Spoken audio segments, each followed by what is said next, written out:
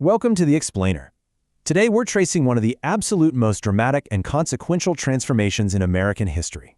We're zeroing in on the years right after World War II, a time when the whole global order was, well, completely rewritten. We'll explore how the U.S. pivoted from hoping for peacetime cooperation to building a massive worldwide defense architecture to counter a totally new kind of threat. It's an absolutely fascinating story of diplomacy, economics, and ultimately war. Let's get into it. Okay, let's dive into this because it really is an incredible question. How does one single 8,000-word telegram entirely change the trajectory of a superpower? Today, we're basically tracking the life of a world-changing idea. We're going to look at the exact moment American leaders realized the post-war world was not going to be what they thought and how they scrambled to build a completely new grand strategy right from scratch. Section 1. An alliance collapses. When World War II wrapped up in August 1945, American leaders genuinely thought, we'd have a solid period of peacetime cooperation with the Soviet Union. But man, that hope vanished in a matter of months. The Soviets started installing communist governments across Eastern Europe, they totally violated agreements on free elections in Poland, and they refused to pull their forces out of Iran. It was geopolitical whiplash. By March 1946, just 7 months later, Winston Churchill famously declared that an iron curtain had descended across Europe. The wartime alliance? Gone. The Cold War had officially begun, and the U.S. needed a plan, like yesterday. Section 2. The Containment Blueprint. So, by February 1946, the State Department desperately needed to understand this new Soviet behavior. And they got their answers from a diplomat stationed over at the American Embassy in Moscow, George F. Kennan. In a massive 8,000-word cable that became known as the Long Telegram, he argued that Soviet leaders had, and I quote, learned to seek security only in patient but deadly struggle for total destruction of rival power, never in compacts and compromises with it. Kennan was basically saying, look, Soviet hostility isn't based on unsolvable everyday political grievances. You couldn't just sit down and hammer out a treaty with them. Their worldview was deeply rooted in centuries of Russian insecurity, and it was entirely fueled by a Marxist-Leninist ideology that viewed coexistence with capitalism as literally impossible. And this brilliantly illustrates the solution Kennan proposed, which we now know as containment. He actually formalized this publicly a year later in his famous July 1947 X article in Foreign Affairs. The concept was simple but massive in scale. The grand strategy was that the U.S. wouldn't go to war to outright destroy the Soviet Union, but instead it would apply firm and vigilant counterpressure at every single point along the communist periphery to stop them from expanding. This one concept became the intellectual foundation for American strategy for decades to come. Section 3. Building the Economic Defense. But, a theory is really just a theory until it gets tested. And in 1947, Great Britain, who was completely exhausted and broke from World War II, informed Washington they just couldn't afford to support the Greek government against a communist insurgency anymore. They also couldn't keep propping up Turkey against Soviet pressure. So the U.S. had to step up or risk these nations falling straight into the Soviet orbit. President Harry Truman's response was incredibly definitive. Going before Congress in March 1947, he deliberately used this sweeping, universal language, stating the United States would support free peoples who are resisting attempted subjugation by armed minorities or by outside pressures. With just that single speech, the U.S. committed itself to an open-ended global anti-communist mission. Now, what's really interesting about this number is the unprecedented peacetime investment required to actually back up that doctrine. In June 1947, Secretary of State George C. Marshall proposed the European Recovery Program, and Congress ultimately approved about $13 billion over 4 years to rebuild war-shattered European economies. To put that into perspective for us today, $13 billion back then is roughly a staggering $150 billion right now. The sheer scale of this economic commitment was just completely unheard of in American history. The strategic logic here was absolutely vital. Impoverished, desperate democracies are extremely vulnerable to radicalism. Prosperity, it turns out, is the best defense. And the Marshall Plan, it was a massive success. It rebuilt those war-shattered economies, and by 1951, Western European industrial production actually exceeded pre-war levels. This totally neutralized the political appeal of communist parties in places like France and Italy.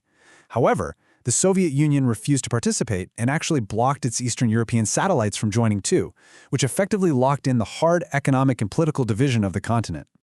Section 4. Militarizing the Cold War.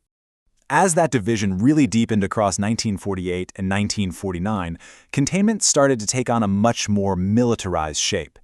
The early political and economic strategies just weren't going to cut it, as the world drifted dangerously close to direct conflict.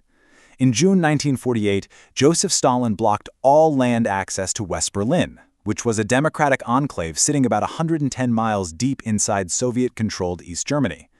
The West response? The Berlin airlift. They didn't send tanks, they sent cargo planes. Over 11 months, Western aircraft flew more than 200,000 flights. Literally, just let that sink in for a second. 200,000 flights, delivering food, coal, and essential supplies to keep 2 million besieged citizens alive. It was a staggering logistical feat, and it showed such powerful Western resolve that it eventually forced Stalin to back down and lift the blockade. Let's move to and see how this builds, because the Berlin crisis seriously accelerated negotiations. By April 1949, the U.S. and 11 Western democracies officially created the North Atlantic Treaty Organization, or NATO. And the absolute bedrock of this entire alliance was Article 5, stating clearly that an attack on any member would be considered an attack on all. This was nothing short of a total revolution in American foreign policy. For the very first time in its history, the U.S. committed, in peacetime, to the collective defense of foreign nations. This completely ended George Washington's long-standing tradition of avoiding entangling alliances. This new architecture, alongside the creation of the CIA and the National Security Council back in 1947, permanently changed America's role in the world. And the urgency of all this? It was massively accelerated when, in August 1949, the Soviet Union successfully detonated its first atomic bomb, years ahead of what American intelligence had estimated. Section 5. The First Hot War. So the theoretical and economic phases of containment were officially over. The world was now heavily armed and rigidly divided, and on June 25, 1950, containment faced its very first violent test in Asia with the start of the Korean War, acting under UN authority. Let's trace the dramatic seesaw of this conflict. In Phase 1, North Korean forces suddenly pushed into the south, nearly overrunning the entire peninsula. Things looked incredibly grim.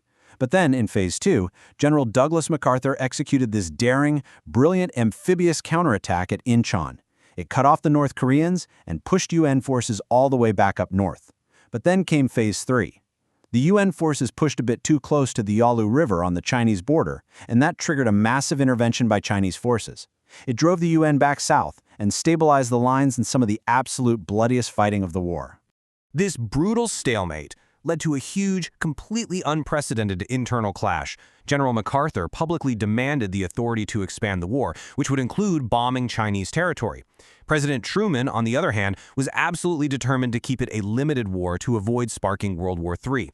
This clash came to a head in April 1951 when Truman actually relieved MacArthur of his command. It was incredibly controversial at the time, but Truman firmly, and impartially speaking, very decisively, upheld the core constitutional principle of civilian control of the military. The conflict finally ended in July 1953 when an armistice was signed, which roughly restored the pre-war division right at the 30th parallel. But the human costs were absolutely devastating. 36,000 Americans died, and there were over 3 million Korean civilian and military casualties. The legacy of Korea was deeply ambiguous. On one hand, containment held for sure, the South wasn't conquered, but on the other hand, it came at an enormous cost, and it set a highly frustrating precedent for fighting limited wars under self-imposed constraints. It's a precedent that would very strongly foreshadow the American experience in Vietnam later on. Section 6. The Logic of Containment. As we look back at this super intense period from 1945 to 1953, we really have to remember that containment was never a single rigid rulebook. It was a flexible framework, and it sparked fierce internal debates among American policymakers. So the crucial point is understanding how the interpretation shifted. On one side, you had George Kennan's original conception, which relied heavily on political and economic tools, like the Marshall Plan, to support resilient democracies. But on the other side, you had a secret 1950 policy document called NSC 68, drafted largely by Paul Nitze. Reacting to the Soviet atomic bomb and the fall of China to communism, NSC 68 fundamentally recast containment into a military and rearmament doctrine, literally quadrupling U.S. defense spending. In fact, Kennan himself later argued that his original concept had been militarized way beyond what he ever intended. This evolution, from a single diplomatic telegram to a heavily armed global standoff, really leaves us with a profound question to consider. What are the true costs of permanent military preparedness? This tension between economic diplomacy on one hand and military escalation on the other defined U.S. foreign policy for the next 4 decades. And honestly, as we look at global affairs today, the echoes of that very debate are still loud and clear. Thanks for joining me for this explainer, and keep questioning the history that shapes our world today.